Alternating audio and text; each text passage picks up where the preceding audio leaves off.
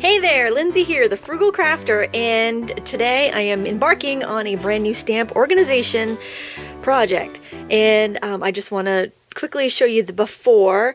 Here I have many binders, and my stamps are organized by manufacturer. But I have decided that I want to organize them by type, such as vintage, nature, flowers, fairies, fantasy, holiday, things like that. And I also have a few odd CD cases full of stamps, and I really want to get those into binders.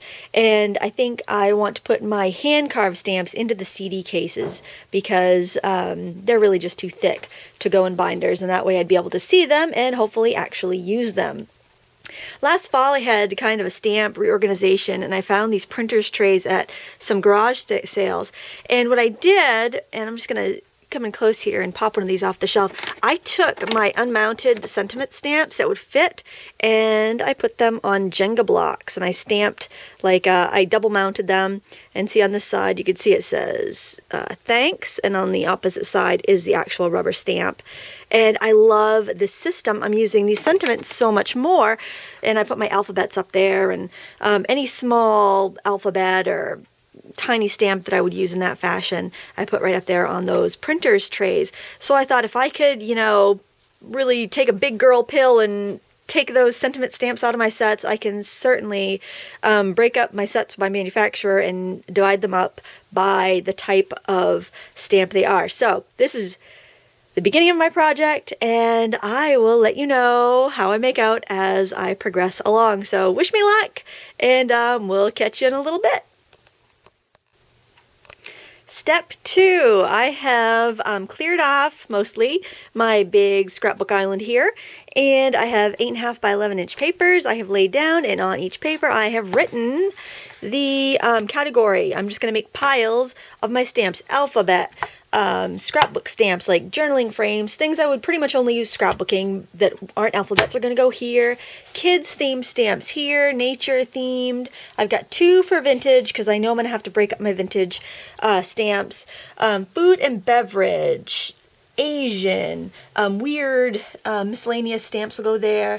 Fantasy, holiday, non-Christmas, and Christmas. So there are my categories so far. I may think of some other ones, but now I'm just going to start taking the stuff out of my binders and stacking them up in their appropriate categories. Okay, I'm about 1 hour into my process, and you can see my once cleared off table is getting piled up with stamps, and my stamp shelf is getting a little emptier, and I've taken care of those stamps and CD cases. Now, if you notice, my stamp shelf that's holding up my letterpress, what do you call those? Yeah, letterpress trays, printers trays, are actually, it's actually supported by those binders, so I'm going to have to shuffle in some binders back so I can pull the rest of those out to get through them. But luckily my holiday and Asian are pretty much sorted through, and those binders are about complete, so I can put those in and I can get through the rest of those. Plus my table is getting really covered, so I'm going to have to start putting away some of those before I can sort more. So we're still plugging away, 1 hour into it, and we've made some good progress. Stay tuned. Okay, I'm about 2.5 hours into my stamp organization. I have got them all divided into their groups, such as I got a couple piles of vintage here, I've got a couple piles of nature, kids, scrapbooking, stamps, motifs, which are kind of like swirls and borders and things like that, fantasy, fairies, aliens, that sort of thing, birthday, and food and beverage. And I have some binders that I were able to kind of keep together because they were all vintage, and spin around to my shelf. I've got my 2 binders of holiday on the end. I've got my alphabets. They just needed to have a few extra alphabets added and some things taken out, so that's all set. I did decide to keep my pink persimmon stamps together since I'm still doing some design work for them, and I want to make sure I don't mistakenly add a stamp that's not theirs into a project, so I'm keeping their stuff together. My first binder of vintage, which is all my Crafty Secrets stamps, I've got right there. I'm going to relabel everything so that I really know what's in there. Big gap where more binders are going. And my Asian stamps, and I got a couple stuck on the outside that I need to put in. Those are mainly about art accent stamps, but they're all Asian in there, and that's that was pretty much the way they were. I had to shuffle a few things around, but not too much. They're pretty much the way they were. Here on the floor, all the binders I emptied. So I think I'll have plenty to put all these fabulously organized stamps in. I think I'm going to take a break and I'll work on this tomorrow because my kids are about to get off the bus and I've had enough of sorting through stamps for the day. So I will be back tomorrow and show you how the whole thing wrapped up. Okay, all the stamps are in binders now, and I have just stuck post-it notes on the spines of them to let me know what is inside the binders. So now I just need to type up some nice big bold labels and slide them down the spines, and my stamp organization will be complete. Here we are. It is day 3. And I picked away a couple hours a day at the stamp organization, and I'm done. I have labeled all of my binders, and I put them in categories that made sense to me. You may have 3 categories of birthday stamps, or, you know, everyone's going to have different categories they break theirs up into. But basically, the categories I did were Christmas, winter, and other holiday and seasonal stamps. So all my Christmas and winters are in here, but then any other holidays like Halloween, Valentine's Day, 4th of July, that would all be in here. Also like Thanksgiving, different seasonal things like that. Then I have several vintage categories. I have vintage, which is kind of circus and postage, and some of the odder vintage things I have. Victorian themed stamps, also sewing, crafts, and art. I have a whole section of vintage sewing and crafts and art stamps that I love.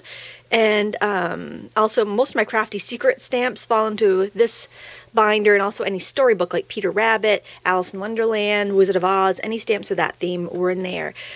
This little mini binder holds a lot of the stamp sets that kind of come with their own protective panels, like these Stampers Anonymous sets. And then I also tucked in these chandeliers because this is my file for kind of my kind of grunge vintage stamps, and also my home themed. I've got this lovely Gina K fine furnishing set here, and also I've got these stamps I just got from My Mind's Eye.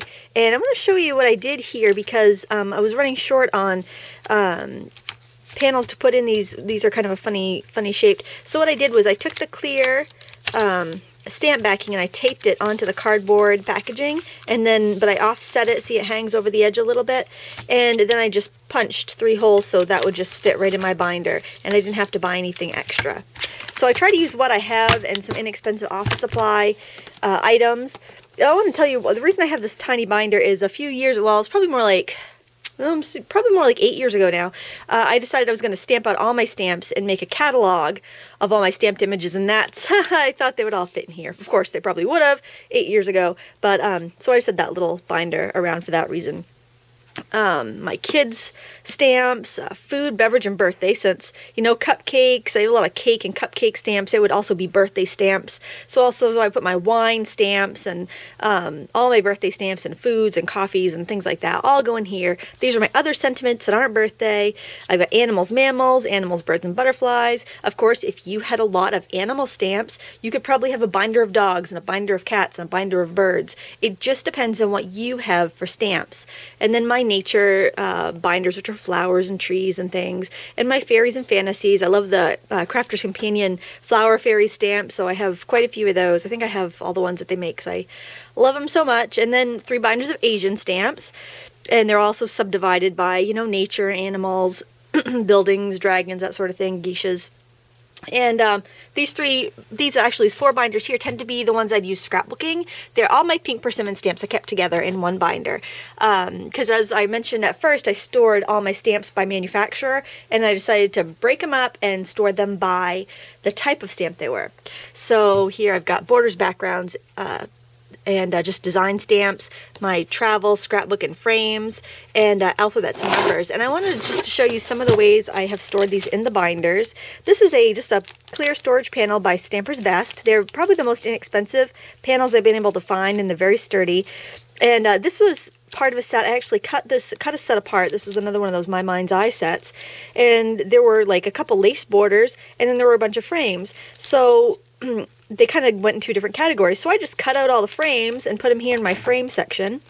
And then the lace borders were in my sewing section, because I thought I would use lace more of a sewing thing than as a border thing. So you kind of have to decide, if you have something that fits two categories, where you want them to go. These are recipe page protectors, so they hold these sets really well. These are just sheet protectors that I put a piece of cardstock in, and I'll put a couple sets in that way. Some more recipe protectors. These are photo page protectors, 4x6 photo page protectors from Staples. And these are trading card protectors. Here, I cut these frames right out of their packaging, and I stuck them right in here. Then I have, just my basic stuff I'd scrapbook with. But these divided little page protectors keep it really easy to keep them apart. To get the heavy-duty ones if you can find them, too. This is a light-duty one. The heavy-duty ones seem to hold them in there tighter. So some more frames. But see, it's nothing fancy. I love the storage panels, but I wasn't going to go out and buy, 200 storage panels to do this project. I'm going to use what I have, and then when I come to get more, I can always get the heavy-dutier ones. So in parting, my advice would be, buy the sturdiest binders you can find. When you open up a package, when you're in the store, kind of give a little pull at the rings and make sure they don't want to open up too easily, because if they do, then they're not going to be able to handle holding your rubber stamps. Also, I love these larger binders. These are like 3-inch binders. I would get 3 or 4-inch binders. I wouldn't mess with these 1.5-inch binders that I got before.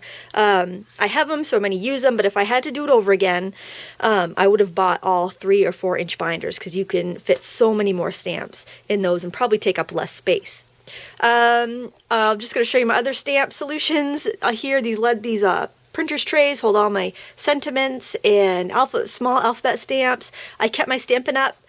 Clear amount stamps in their DVD cases, because they're just very handy that way, and I'm not going to reinvent the wheel there. I'm going to leave those alone. I moved my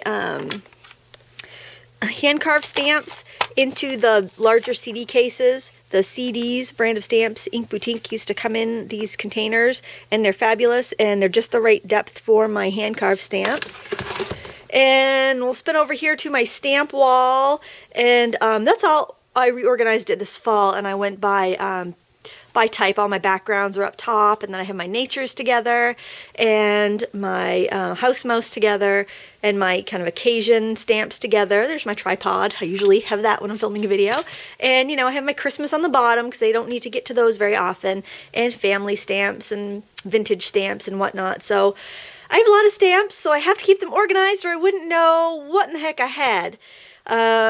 I also want to show you, this is a little pile of stamps I have here that I am going to be passing along to my lovely friends, because I found I actually have that set twice, because there was an error in the stamp set when they sent it to me, so they sent me a new set. So I took out the stamp I needed, and the rest of the set is there, so that'll get passed along to a very deserving friend. Well, there you go. That's it. I reorganized my stamps. I'm very happy with it, and I recommend you try it if you are looking for a way to contain your stamps. I love the binder system. Another thing you could do, if you want to have them in binders, but you don't know how to divide them, or you just don't have time to divide them, you could always just start filling binders up. And I know some people put it in their computer. They'll stamp it out, and then in the metadata of the picture, you can actually put tags. And if they stamped a picture of a birthday cake with a frog on it, they could tag it animal, frog, birthday, cake. So when they go to search for that in their computer, they could actually pull up their stamps that way and just have the binder number on it. That for me is too elaborate and too time consuming, but some people really love that way of organization. So be organized. You'll get so much more done. And this whole process took me about 8 hours. I broke it up over 3 days, but I'm really glad to have it done. Thanks so much for watching, and until next time, happy crafting. Oh, if you have any questions, feel free to just leave me a comment on my YouTube channel or on my blog, thefrugalcrafter.wordpress.com, and I will certainly answer any questions that you may have. Thanks again. Happy crafting!